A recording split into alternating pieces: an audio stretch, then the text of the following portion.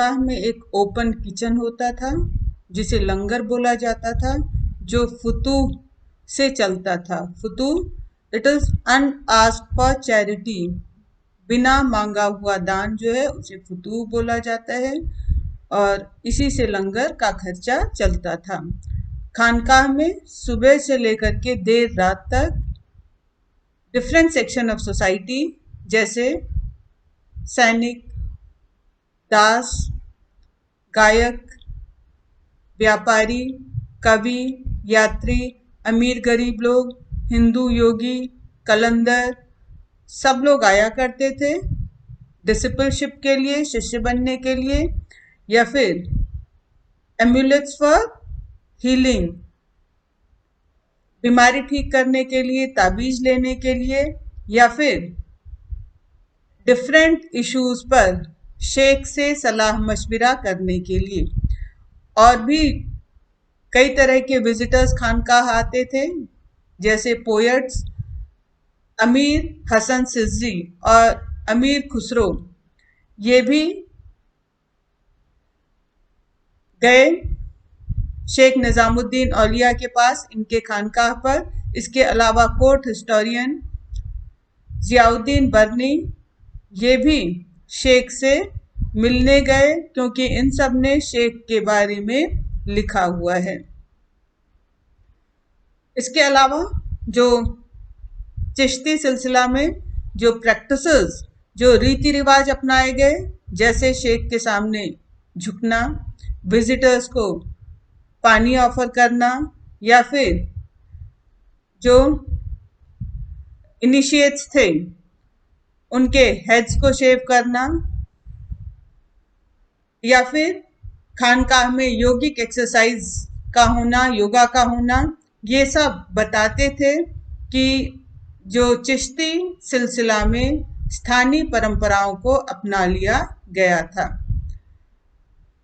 शेख निजामुद्दीन औलिया ने अपने spiritual successors को अपॉइंट किया और उन्हें कहा कि वो सब कॉन्टिनेंट के अलग अलग हिस्सों में अपने खुद के हॉस्पाइसेस, अपने खुद के खानकाह सेटअप करें। इसका रिजल्ट ये हुआ कि चिश्ती सिलसिला की टीचिंग्स, इसके रीति रिवाज, और ये एज एन ऑर्गेनाइजेशन भी चिश्ती सिलसिला काफी दूर तक या पूरे सब कॉन्टिनेंट में फैल गया। शेख निजामुद्दीन औलिया, इनका फेम भी काफी तेजी से बहुत दूर दूर तक फैला, जिसके कारण अब दूर दराज से जो लोग थे वो इनके श्राइन पर, इनकी दरगाह पर पिलग्रिम्स के लिए, तीर्थ यात्रा के लिए, जियारत के लिए आने लगे। चिश्ती डिवोटनलिज्म 7.2 चिश्ती डिवोशनलिज्म, जियारत एंड कव्वाली। पिलग्रिमेज, इसको इस्लामिक परंपरा में जियारत बोला जाता है, और सूफी संतों के टॉम पर यात्रा करना ये पूरी दुनिया में या पूरे इस्लामिक दुनिया में पाया जाता है। और ये जो परंपरा है, इस परंपरा का इस्तेमाल जो है सूफी संत से इनका आशीर्वाद लेना ताकि बरकत हो। इसके अलावा 7 सेंचुरी से ज्यादा समय से अलग अलग वर्ग के लोग, अलग अलग सोशल ग्राउंड के लोग जो हैं वो चिश्ती संतों के दरगाह पे आते रहे हैं, अपना डिवोशन शो करते रहे हैं। तो इसमें जो 5 ग्रेट चिश्ती सेंट्स जिनके बारे में हम लोगों ने इसके पहले डिस्कस किया है, उनके नाम के बारे में, इसमें सबसे ज़्यादा जो प्रसिद्ध थे, सबसे ज़्यादा जो रिस्पेक्टेड थे, वो ख्वाजा मोइनुद्दीन चिश्ती, इनकी दरगाह सबसे ज़्यादा पॉपुलर, सबसे ज़्यादा रिस्पेक्टेड थी, और इन्हें ख्वाजा मोइनुद्दीन को लोग गरीब नवाज कहते थे। तो ख्वाजा मोइनुद्दीन चिश्ती जो हैं वो लोगों के बीच में गरीब नवाज नाम से पॉपुलर थे। ख्वाजा मोइनुद्दीन की दरगाह का जो सबसे प्रारंभिक रेफरेंस किताबों में मिलता है वो 14th सेंचुरी में मिलता है।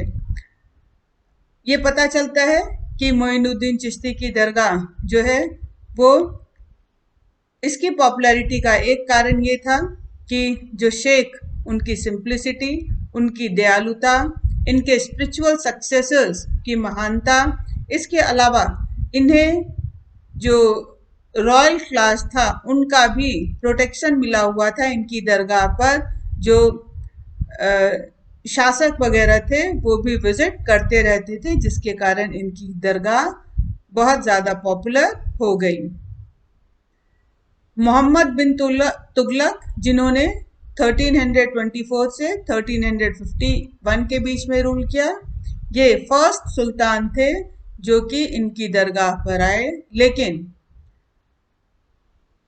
इस टॉम को कंस्ट्रक्ट कराने का जो श्रेय है ये लेट 15th सेंचुरी में सुल्तान गयासुद्दीन खलजी, जो कि मालवा के थे, इनको जाता है कि इन्होंने मोइनुद्दीन चिश्ती की दरगाह का कंस्ट्रक्शन करवाया।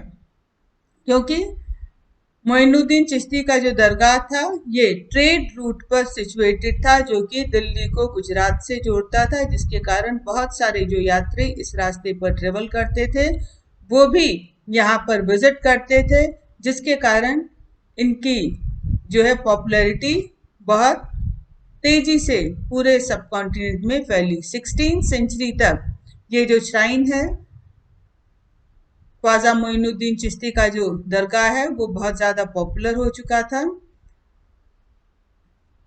ये असलियत ये है कि जो अजमेर जाने वाले पिलग्रिम्स थे उनके भजनों को सुनकर ही अकबर जो है वो इंस्पायर हुए और उन्होंने इस दरगाह को विजिट किया। वो अपने जीवन काल में 14 बार यहाँ पर आए, कई बार साल में 2 या 3 बार भी आते थे। इसलिए जब भी नए विजय पे जाना होता था, नई लड़ाइयों पे जाना होता था, तो वो ब्लेसिंग्स के लिए आते थे ताकि उन्हें नई जीत हासिल मिल सके। इसके अलावा जब इनकी कोई मनोकामना पूरी होती थी तो उस मनोकामना के पूरे होने के बाद वो आते थे। अगर कोई मनौती मांगी होती थी तो उसको पूरा करने के लिए अपने बेटों के जन्म पर भी ये आए, इन्होंने विजिट किया और ये सिलसिला लगभग 1580 तक चलता रहा। अपने हर विजिट पर इन्होंने, अकबर ने खुले दिल से दान दिया, जिसके बारे में इंपीरियल डॉक्यूमेंट्स में पता चलता है।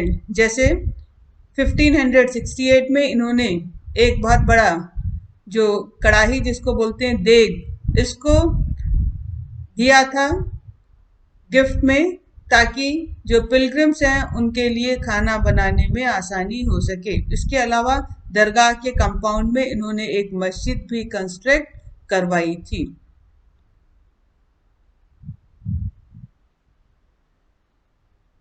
जियारत का एक पार्ट है म्यूजिक और डांस का इस्तेमाल।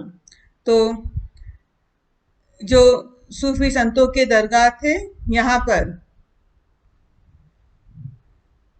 स्पेशली जो ट्रेन म्यूजिशियंस थे वो मिस्टिकल चैंट्स करते रहते थे, या कव्वाल कह सकते हैं हम लोग। लोगों के बीच में भक्ति की भावना को बढ़ाने के लिए ये लोग कव्वाली गाया करते थे।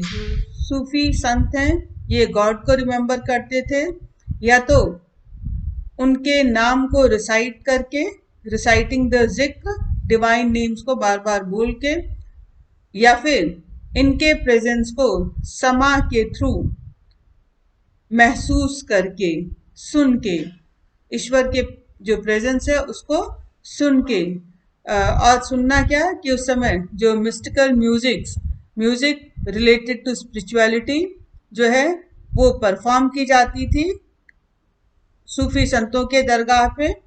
और इस तरह से जो समा है ये चिश्ती ट्रेडिशन का एक इंटरनल पार्ट बन गया, और ये शो करता है कि किस तरह से जो चिश्ती सिलसिला इनके जो इंडिजिनियस डिवोशनल ट्रेडिशन से इंट्रैक्शन हुए, इन्होंने स्थानीय जो भक्ति परंपरा को किस तरह से अपना लिया समय के साथ, क्योंकि ट्रेडिशनल इस्लाम में हम सबको पता है म्यूजिक प्रोहिबिटेड है, लेकिन सूफी सेंट्स का म्यूजिक गाना, समा में इन्वॉल्व होना, कव्वाली गाना, ये शो करता है कि इन्होंने इंडियन सब कॉन्टिनेंट के जो लोकल भक्ति परंपरा थी उसको धीरे धीरे अपना लिया था अपने डिवोशन में। लैंग्वेजेस एंड कम्युनिकेशन, सिर्फ समा में ही जो चिश्ती संत थे वो लोकल लैंग्वेज का इस्तेमाल नहीं करते थे। समा के अलावा भी जो चिश्ती सिलसिला से एसोसिएटेड लोग जो दिल्ली में थे वो हिंदवी भाषा का इस्तेमाल करते थे लोगों से बातचीत के लिए। दूसरे सूफी संत जैसे बाबा फरीद, इन्होंने अपने जो पोएम्स हैं वो भी लोकल लैंग्वेज में लिखी। बाबा फरीद की जो पोएम्स हैं उनको गुरु ग्रंथ साहब में शामिल किया गया है। इसके अलावा लॉन्ग पोएम, लंबी जो पोएम्स थी जिसको मसनवी बोला जाता है, इनको भी कंपोज किया गया था डिवाइन लव को एक्सप्रेस करने के लिए, ईश्वर के प्रति अपने प्रेम को दिखाने के लिए। और ये जो मसनवी था इसमें ह्यूमन लव को यूज किया गया था as an allegory. Human love को इसमें शो किया गया था डिवाइन लव को एक्सप्रेस करने के लिए। एग्जाम्पल है आपका प्रेम आख्यान, जो कि प्रेम आख्यान पद्मावत, प्रेम आख्यान it is a love story और बुक का नाम पद्मावत है, which is compose by Malik Muhammad Jayasi. तो मलिक मोहम्मद जायसी ने प्रेम आख्यान पद्मावत को लिखा था। और ये जो आपका पद्मावत है ये महारानी पद्मिनी और रतन सेन इनके बीच में जो रोमांस था उसके आसपास ये पूरी स्टोरी डेवलप हुई है। महाराजा रतन सेन ये चित्तौड़ के राजा थे और इनका जो लव स्टोरी है इसको इसमें पद्मावत में रिकॉर्ड किया गया है। लेकिन ये जो पद्मावत है इसमें पद्मावती और रतन सेन का जो लव है इसको एज ए सिंबल यूज किया गया है। किस चीज का symbol? Souls journey to the divine, किस तरह से आत्मा और परमात्मा का मिलन होता है इस चीज को दिखाने के लिए। और ऐसे जो कंपोजिशंस थे, ऐसी जो कवियों की रचनाएं थी, इनको हॉस्पाइसेस में रिसाइट किया जाता था, हॉस्पाइसेस में गाया जाता था समा के दौरान। एक अलग तरह की सूफी पोएट्री, इसको भी कर्नाटक में बीजापुर के आसपास लिखी गई। ये शॉर्ट पोएम थी दक्खनी भाषा में। दक्खनी it is a variant of Urdu which is spoken in the Deccan area, south India. तो ये जो आपका दक्खनी में जो शॉर्ट पोएम्स लिखी गई थी ये सूफी जो संत, स्पेशली चिश्ती सिलसिला के जो सूफी संत थे उनको समर्पित थी, उनके द्वारा लिखी गई थी, जो कि 17th-18th सेंचुरी से डेक्कन पार्ट में रहते आए थे। इन्होंने अपने हॉस्पाइसेस को यहाँ पर सेटअप किया था। ये जो दक्खनी जो शॉर्ट पोएम्स दक्खनी भाषा में लिखी गई हैं, इसको वहां पर जो औरतें थी वो अपने घर के कामों को करते हुए, जैसे अनाज पीसते समय या चरखा काटते समय गाया करती थी। इसके अलावा और भी ऐसे कई कंपोजिशंस थे, लोरी नामा या लूलाबाई और शादी नामा के नाम से, जो कि वहां पर काफी पॉपुलर थे। उस समय भी वहां की औरतें उसको घर के काम करते हुए गाया करती थी और आज भी वहां पर ये गाए जाते हैं। तो इससे पता चलता है कि उस रीजन में जो साउथ डेक्कन रीजन के जो सूफी संत थे, ये दक्षिण भारत की जो भक्ति ट्रेडिशंस थे उससे बहुत ज्यादा इंस्पायर्ड थे। इसके अलावा वो जो कर्नाटका में वीरशैव समुदाय था, इनसे भी इंस्पायर्ड थे और इन्होंने कन्नड़ में जो वचन कंपोज किए गए थे लिंगायत या वीरशैव कम्युनिटी के थ्रू या मराठी में जो पोएम्स लिखी गई थी, जिसको अभंग पोएम बोला जाता है, जो कि पंढारपुर के संतों ने लिखी थी, मराठी में अभंग पोएम इससे इंस्पायर्ड थी। तो इस तरह से धीरे धीरे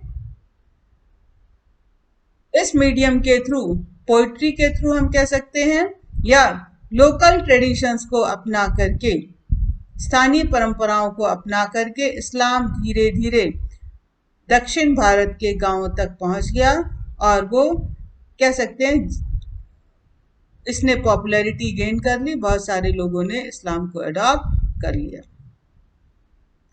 सूफीज एंड द स्टेट।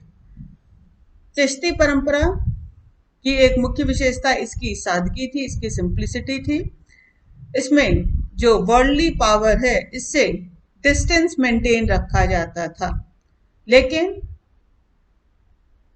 दुनियादारी से दूरी रखना, इसका ये मतलब नहीं था कि ये पॉलिटिकल पावर से एकदम से अलग थलग थे। जो सूफी संत थे वो अनकंडीशनल ग्रांट, जो बिना किसी कंडीशन के उन्हें दान दिया जाता था, चाहे वो लैंड ग्रांट था या कैश डोनेशंस थी, तो रूलिंग क्लास, रूलिंग एलिट्स अगर उनको बिना शर्त, चाहे वो जमीनें दान में देती थी या कैश या काइंड किसी भी तरह से दान देती थी, तो उसको वो एक्सेप्ट कर लेता था। इसके अलावा जो सुल्तान थे, दिल्ली के सुल्तान, उन्होंने चैरिटेबल ट्रस्ट इसको भी सेटअप किया था और इस चैरिटेबल ट्रस्ट के थ्रू वो हॉस्पाइसेस को एंडोमेंट्स दिया करते थे या फिर आपका टैक्स फ्री लैंड दिया करते थे, कैश और काइंड में उनको गिफ्ट दिया करते थे।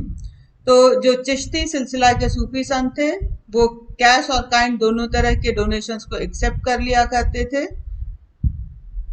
लेकिन वो इस डोनेशन, इस दान को एक्यूमुलेट नहीं करते थे, इकट्ठा नहीं करते थे। वो इमीडिएट रिक्वायरमेंट को पूरी करने के लिए उसको तुरंत खर्च कर देते थे। जैसे अपने खानकाह में जो फूड की रिक्वायरमेंट, क्लोथ्स की रिक्वायरमेंट, लिविंग क्वार्टर के जो भी आपके रिक्वायरमेंट्स या रिचुअल नेसेसिटी, समा से रिलेटेड जो खर्चे हैं, उसको पूरा करने के लिए ऐसे दान को तुरंत खर्च कर देते थे, जिसके कारण चिश्ती सिलसिला के जो संत थे, सूफी संत थे, इनकी मॉरल अथॉरिटी जो है वो इन्हेंस हुई और इनकी पॉपुलैरिटी लोगों में बढ़ी।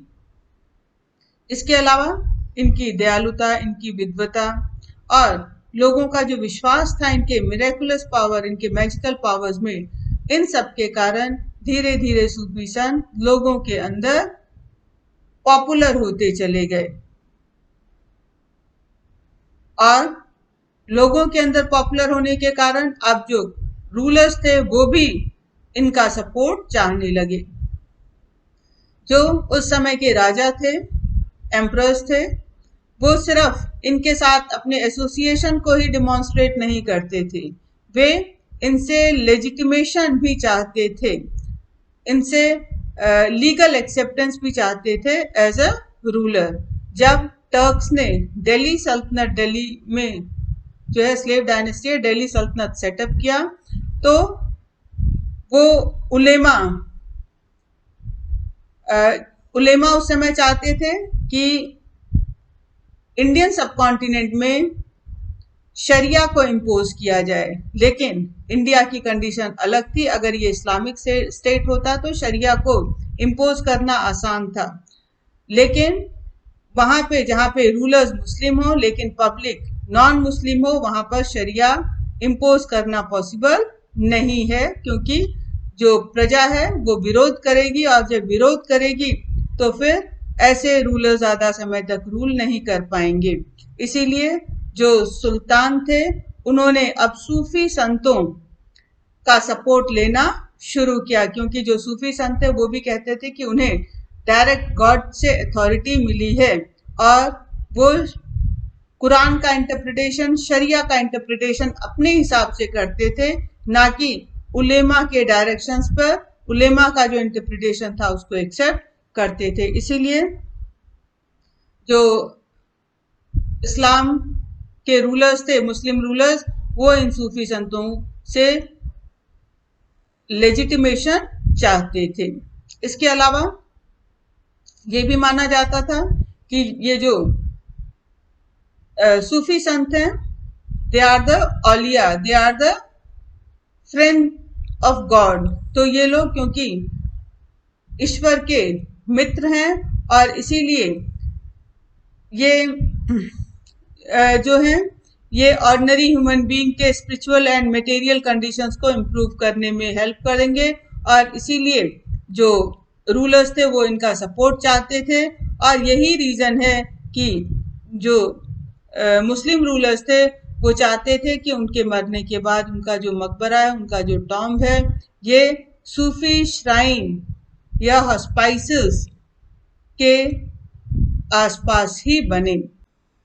लेकिन इसके बावजूद कई ऐसे एग्जाम्पल भी मिलते हैं कि सुल्तान और शेख के बीच में कॉन्फ्लिक्ट भी हुआ करता था। अपनी अथॉरिटी को शो करने के लिए दोनों ही एक्सपेक्ट करते थे कि उनके सामने कुछ रिचुअल्स परफॉर्म किए जाएं, जैसे प्रोस्ट्रेशन, इनको झुक के सलाम करना, या फिर किसिंग ऑफ द फीट, कदम को चूमना।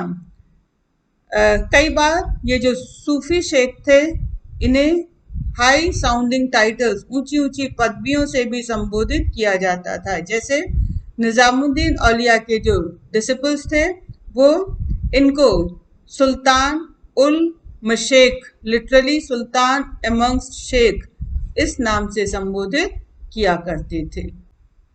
8 new devotional paths, dialogue and dissent in northern India.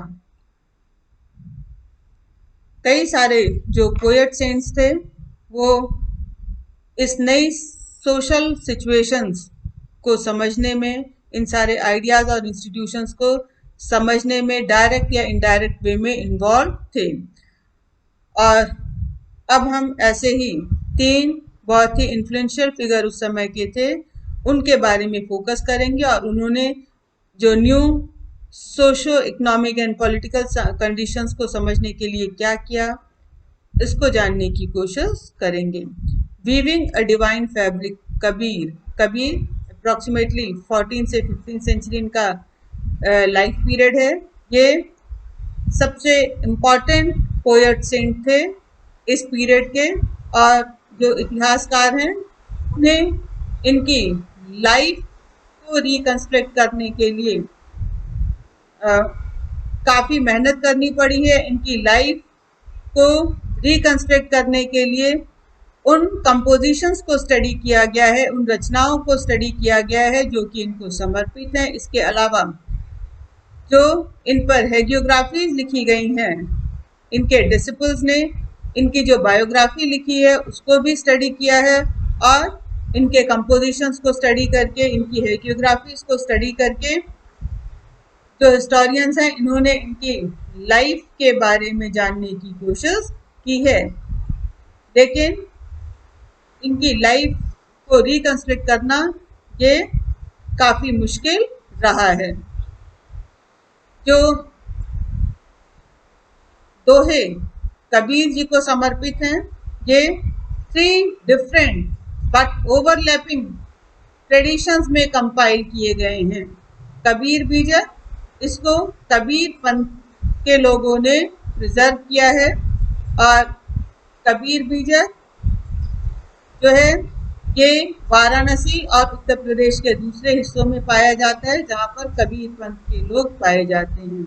इसके अलावा कबीर ग्रंथावली ये दादू पंथ से एसोसिएटेड है, और दादू पंथ ये राजस्थान में पाया जाता है, ठीक है, और इसीलिए कबीर ग्रंथावली भी राजस्थान के आसपास पाई जाती है। इसके अलावा कबीर के बहुत सारी रचनाएं जो हैं आदि ग्रंथ साहब में भी पाई जाती हैं। ये जो मैन्युस्क्रिप्ट्स कंपाइलेशन है, कबीरदास ने अपने जो संदेश थे वो ओरली ही ट्रांसमिट किए थे। उन्होंने अपने जो संदेश थे वो मौखिक रूप से दिए थे। कबीरदास जी के डेथ के काफ़ी समय बाद इनके जो कंपोजिशंस थे उनको रिटन फॉर्म में कंपाइल किया गया। 19th सेंचुरी में इनके जो ग्रंथ हैं उनको प्रिंट फॉर्म में इंडियन सबकॉन्टिनेंट के दूसरे पार्ट में भी सर्कुलेट हुए, मतलब इनके जो दोहे हैं उनको दूसरी भाषाओं में ट्रांसलेट किया गया और प्रिंटेड फॉर्म में वो दूसरे पार्ट जैसे बंगाल, गुजरात और महाराष्ट्र में भी सर्कुलेट हुए। कबीर जी की जो पोयम है, कबीर जी की जो पोयम है वो कई सारी भाषाओं और बोलियों में पाई जाती हैं और इन्हें स्पेशल लैंग्वेज जो निर्गुण संतों की भाषा है, संत भाषा, उसमें कंपोज किया गया है। इसके अलावा उलट बांसी, अपसाइड डाउन सेइंग, ये इस तरह से उलट बांसी जो रचनाएं हैं वो इस तरह से लिखी गई हैं कि इसमें जो एवरीडे मीनिंग है वो एकदम से चेंज हो गया है, बदल गया है, उलट पलट गया है। ये जो उलट बांसी की रचनाएं हैं वो इस तरफ इशारा करती हैं कि किस तरह से अल्टीमेट रियलिटी को समझना मुश्किल है, अल्टीमेट रियलिटी जो अंतिम सत्य है उसको जानना मुश्किल है, और उसी को सिंबलाइज करते हुए इनकी जो उलट बंसी की रचनाएं हैं। एग्जाम्पल आपका है जो उलट बांसी की रचनाओं का, the lotus which blooms without flower. Lotus अपने आप में ही फ्लावर है, तो lotus which blooms without flower, lotus खिला लेकिन फूल नहीं है, उसमें फूल नहीं खिला। या फिर fire raging in the ocean, समुद्र में आग का लगना। तो ये जो उलट बांसी की रचनाएं हैं ये कबीर के मिस्टिकल एक्सपीरियंसेस को कन्वे करती हैं, इनके जो स्पिरिचुअल एक्सपीरियंसेस हैं उनको कन्वे करती हैं कि अल्टीमेट गॉड को समझना कितना मुश्किल है, उस चीज को शो करती हैं। इसके अलावा कबीर दास जी ने अल्टीमेट रियलिटी को समझने के लिए कई सारे ट्रेडिशंस का, कई सारी परंपराओं का सहारा लिया है, इसमें इस्लाम भी शामिल है। इन्होंने जो इस्लाम में अल्टीमेट रियलिटी को जिस तरह से अल्लाह, खुदा, हजरत या पीर के रूप में इस्तेमाल किया गया है, तो कबीर दास जी ने अल्टीमेट रियलिटी को डिस्क्राइब करने के लिए इन शब्दों का इस्तेमाल किया है। इसके अलावा उन्होंने वैदिक ट्रेडिशन से भी जो शब्द हैं जैसे अलख, द अनसीन, निरंकार, फॉर्मलेस, ब्रह्म, आत्मन, ये जो वर्ड्स हैं इसको वैदिक ट्रेडिशन से लिया है। इसके अलावा इनके जो दूसरे जो व्यूज हैं, जैसे मिस्टिकल जो सिंबल्स हैं जैसे शब्द और शून्य, इसको यौगिक ट्रेडिशन से लिया गया है। कई बार कबीर दास जी के जो पोएम्स हैं, दोहे हैं, उसमें डाइवर्स और कॉन्फ्लिक्टिंग आइडियाज को भी एक्सप्रेस किया गया है। कुछ पोएम्स जो हैं वो इस्लामिक आइडियाज पर बेस्ड हैं। इसमें मोनाथिज्म इसको यूज किया गया है, आइकोनोक्लाज्म को यूज किया गया है, Hindu polytheism and ideal worship को अटैक करने के लिए कह सकते हैं कि इस्लामिक आइडिया जो है ये आपका एक ईश्वरवाद, इसका इस्तेमाल कबीर दास जी ने किया है। इन्होंने आइकोनोक्लाज्म, मूर्ति पूजा का विरोध किया है और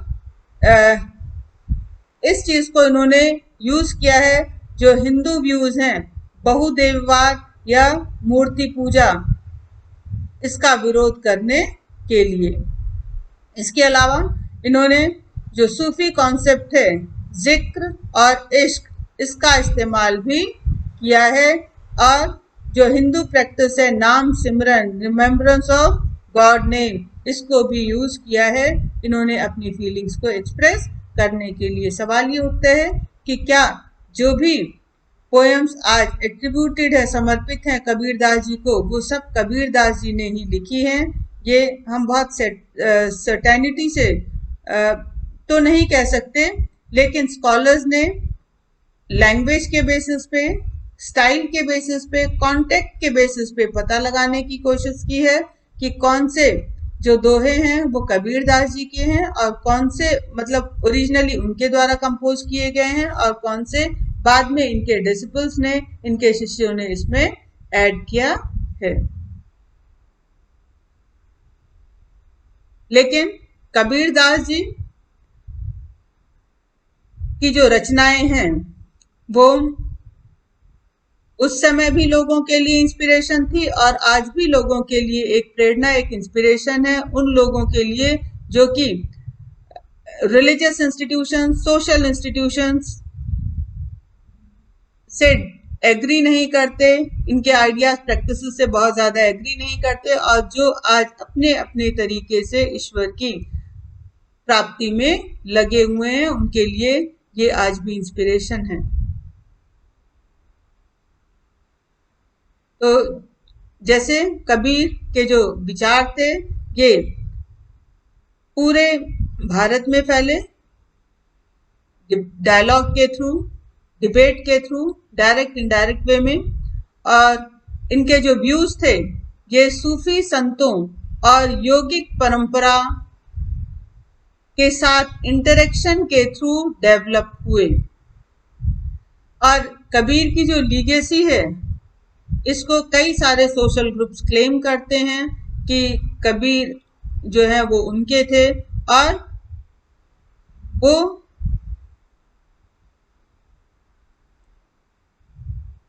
कबीरदास जी को तब भी अपना मानते थे और आगे भी ऐसा ही मानते हैं और इसीलिए उनकी लीगेसी को क्लेम करते हैं। ये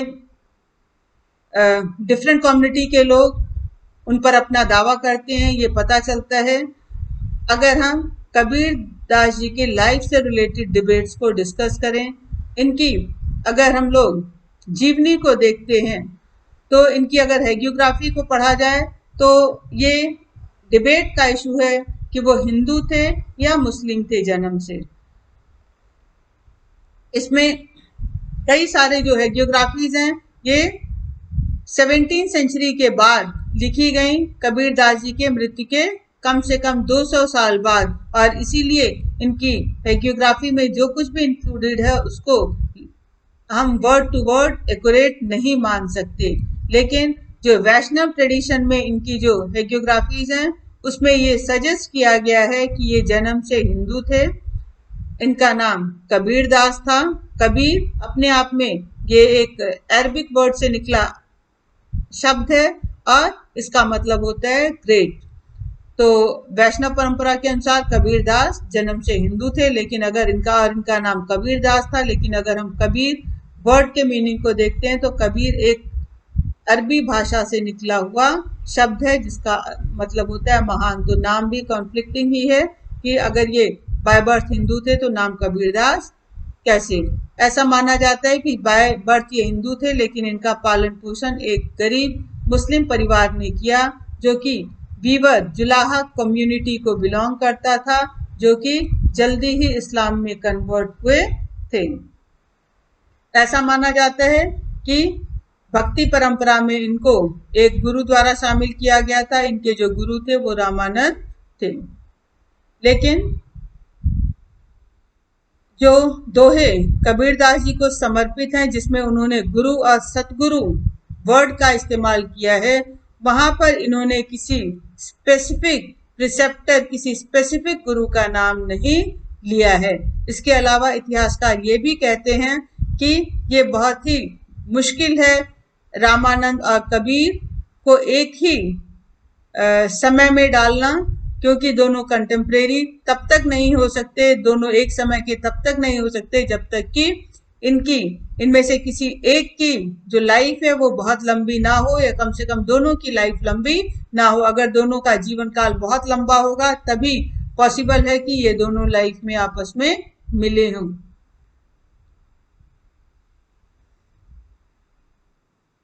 बाबा Guru Nanak and the sacred word. Baba Guru Nanak, इनका जन्म एक हिंदू मर्चेंट फैमिली में हुआ था और ननकाना साहिब, जो कि रावी नदी के किनारे मुस्लिम डोमिनेटेड जो एक विलेज था पंजाब का, वहां पर हुआ था। आज इनका जो गांव ननकाना साहिब ये पाकिस्तान में है। इन्हें अकाउंटेंट की ट्रेनिंग बचपन में मिली। पर्शियन लैंग्वेज में इनकी एजुकेशन हुई। यंग एज पे इनकी शादी हो गई और इन्होंने अपने लाइफ का ज्यादातर समय सूफी संतों और भक्त संतों के साथ बिताया। ये बहुत ज्यादा ट्रेवलिंग भी किया करते थे। बाबा गुरु नानक ने अपने मैसेज को अपने पोएम्स, हिम्स, रिलीजियस पोएम्स और टीचिंग्स के थ्रू कन्वे किया है। और अगर इनके जो हिम्स हैं या टीचिंग्स हैं, ये सजेस्ट करती हैं कि ये निर्गुण फॉर्म ऑफ भक्ति को मानते थे। इनका मानना था कि जो ईश्वर है निरंकार है, फॉर्मलेस है, और इसीलिए उन्होंने सेक्रीफाइसेस को रिजेक्ट किया। जो रिचुअल बात थे, इमेज वर्शिप, ये ऑस्टेरिटीज, इन सब चीजों को रिजेक्ट किया। इन्होंने हिंदू और मुस्लिम दोनों के स्क्रिप्चर्स को, जो दोनों ही रिलीजियस टेक्स्ट को जो है उसको मानने से मना कर दिया। बाबा गुरु नानक ये एब्सोल्यूट और रब, इसमें विश्वास रखते थे। इनका जो रब था उसका कोई जेंडर, कोई फॉर्म नहीं था।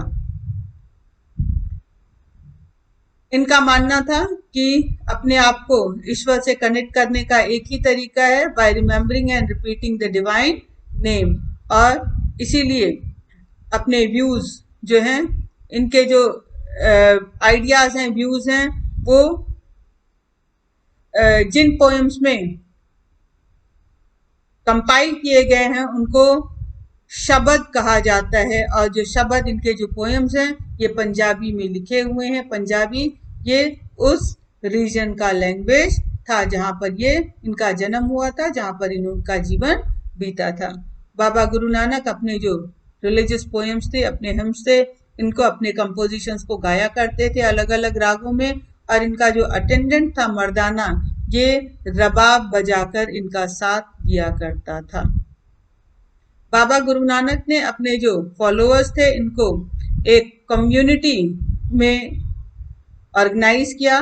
इन्होंने अपनी कम्युनिटी के लिए रूल सेटअप किए, उसके लिए नियम बनाए कि इनकी कम्युनिटी के लोगों के जो उपासना के नियम क्या होंगे, संगत के नियम क्या होंगे। और इसमें कलेक्टिव रेसिटेशन होता था, जो कलेक्टिवली सारे जो मेंबर्स थे एक जगह बैठ करके ईश्वर के नाम का जो है जाप किया करते थे। इन्होंने अपने डिसिपल्स, अपने अनुयायियों, शिष्यों में से एक को अपना सक्सेसर अपॉइंट कर दिया था। तो इन्होंने अंगद को अपने जीवन काल में अपना सक्सेसर अपॉइंट कर दिया था। और गुरु नानक देव जी के बाद गुरु अंगद देव ये सिख धर्म के दूसरे गुरु बने। और ये गुरु बनाने की परंपरा सिख धर्म में अगले 200 सालों तक चलती रही। ये दिखता है कि बाबा गुरु नानक कोई नया धर्म शुरू करना नहीं चाहते थे, लेकिन इनकी डेथ के बाद इनके फॉलोअर्स ने अपने खुद के नियम, रीति रिवाज जो हैं वो कंसोलिडेट कर लिए, अपने आप को हिंदू और मुस्लिम से अलग करने के लिए। जो 5वें गुरु थे गुरु अर्जुन, इन्होंने बाबा गुरु नानक की जो पोएम्स थी, इसके अलावा बाबा गुरु नानक के अलावा जो 4 और गुरु थे उनकी जो पोएम्स थी उन सबको कंपाइल किया। इसमें गुरु नानक देव जी, इनके 4 सक्सेसर्स और दूसरे रिलीजियस पोएट जैसे बाबा फरीद, रविदास, कबीर दास, इनकी पोएम्स को भी इसमें कंपाइल किया गया और कलेक्टिवली इसको आदि ग्रंथ साहब बोला जाता है। ये जो हिम्स हैं, जो पोएम्स हैं, रिलीजियस पोएम्स, इनको गुरबानी बोला जाता है और इनको अलग अलग लैंग्वेजेस में कंपाइल किया गया है। बाद में लेट 17th सेंचुरी में जो 10वें गुरु थे, गुरु ग्रंथ जो 10वें गुरु थे, लेट 17th सेंचुरी में जो 10वें गुरु थे, गुरु गोविंद सिंह, इन्होंने जो 9वें गुरु, गुरु तेग बहादुर तक के सारे गुरुओं की रचनाओं को इकट्ठा किया और इस तरह से जो स्क्रिप्चर तैयार हुआ, जो धर्म ग्रंथ तैयार हुआ, उसको गुरु ग्रंथ साहब बोला जाता है। गुरु गोविंद सिंह जो है, इन्होंने एक नए रिलीजन जिसको खालसा पंथ बोला जाता है, इसकी शुरुआत की। खालसा पंथ, आर्मी ऑफ द प्योर। और इस तरह से इन्होंने सिखों को एक मिलिट्री फोर्स के रूप में यूनाइट किया। इनके लिए 5 सिंबल्स कंपल्सरी थे: uncut hair, a dagger, a pair of shorts, a comb and steel bangle. Guru Gobind Singh के अंडर में, इनके लीडरशिप में जो खालसा पंथ है, ये एक different, strong socio religious and military force के रूप में उभर के सामने आया। The devotee princess Mirabai, approximately 15th to 16th century, ये सबसे बेस्ट नोन वुमेन पोएट हैं भक्ति ट्रेडिशन की। मीराबाई से रिलेटेड जो इनकी बायोग्राफी है, इसको रिकंस्ट्रक्ट करने की कोशिश की गई है उन भजनों के द्वारा जो कि मीराबाई को समर्पित हैं। ऐसा माना जाता है कि उन भजनों को इन्होंने लिखा है। मीराबाई ने जिन भजनों को लिखा, वो भजन कई सेंचुरीज तक ओरली ट्रांसमिट हुए और बाद में इनके जो फॉलोअर्स हैं, उन्होंने इनको लिखा। इनके भजनों के द्वारा ऐसा माना जाता है कि मीराबाई एक राजपूत राजकुमारी थी, मेड़ता की, जो कि मेवाड़ में है, और इनकी शादी इनकी इच्छा के विरुद्ध सिसोदिया वंश के राजकुमार के साथ हुई, जो कि मेवाड़ वंश के थे, राजस्थान के थे। इन्होंने अपने हस्बैंड के ऑर्डर्स को मानने से मना कर दिया और इन्होंने जो ट्रेडिशनल रोल था औरतों का उस समय, as a wife, as a mother, उसको भी अपनाने से मना कर दिया। इन्होंने भगवान कृष्ण को, जो कि अवतार थे विष्णु के, उनको अपना लवर माना, अपना प्रेमी माना। इनके इन लॉज ने इनको पॉइजन देने की कोशिश की, लेकिन वो उससे बच गई, महल छोड़ दिया इन्होंने, और ये इन्होंने पूरा जीवन एक सन्यासी के रूप में एक जगह से दूसरी जगह घूमते हुए बिताया। इन्होंने अपने खुद के भजन जो थे उसको लिखा, कंपोज किया, और इनके जो भजन हैं उन भजनों के द्वारा इनके इमोशंस को समझा जा सकता है। कुछ ट्रेडिशंस के अकॉर्डिंग इनके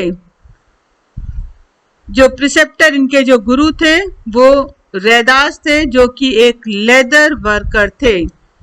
इससे ये पता चलता है कि इन्होंने जो सोशल नॉर्म्स हैं कास्ट के, उसको भी अपोज किया, उसको मानने से भी मना कर दिया। इन्होंने अपने हस्बैंड के पैलेस के जो कंफर्ट्स थे, वहाँ महलों की आरामदायक जिंदगी को छोड़ दिया, और ऐसा माना जाता है कि इन्होंने बाद में वाइट रोब, सफेद कपड़े पहनने शुरू कर दिए, जो कि विडो के कपड़े हैं, या फिर सैफरन रोब, या फिर सन्यासी वाला जो कपड़ा है, जो है उसको पहनना, सैफरन कलर, नारंगी कलर के कपड़े पहनने शुरू कर दिए। बेशक मीराबाई, इन्होंने अपने खुद के फॉलोअर्स का कोई भी सेक्ट नहीं बनाया, अपने अनुयायियों का कोई समुदाय नहीं बनाया, लेकिन ये सेंचुरीज तक दूसरे लोगों के लिए इंस्पिरेशन बनी रही। इनके जो भजन हैं आज भी औरतों और आदमियों के बीच में गाए जाते हैं, स्पेशली गुजरात और राजस्थान के वो लोग जो कि लो कास्ट के समझे जाते हैं। Reconstructing histories of religious traditions. तो इस चैप्टर में हम लोगों ने इस तरह से देखा कि जो रिलीजियस ट्रेडिशंस है उनकी हिस्ट्री को रिकंस्ट्रक्ट करने के लिए कई सारे सोर्सेस को यूज किया जाता है। इसमें क्या है, इसमें स्कल्पचर है, मूर्तियां हैं, आर्किटेक्चर है, रिलीजियस मॉन्यूमेंट्स हैं, स्टोरीज अबाउट रिलीजियस प्रिसेप्टर्स, जो धार्मिक गुरु हैं उनसे रिलेटेड कहानियां हैं, उनकी रचनाएं हैं। और ये जो सारी चीजें हैं इनका इस्तेमाल रिलीजियस ट्रेडिशंस को, रिलीजियस हिस्ट्री को समझने के लिए किया जाता है।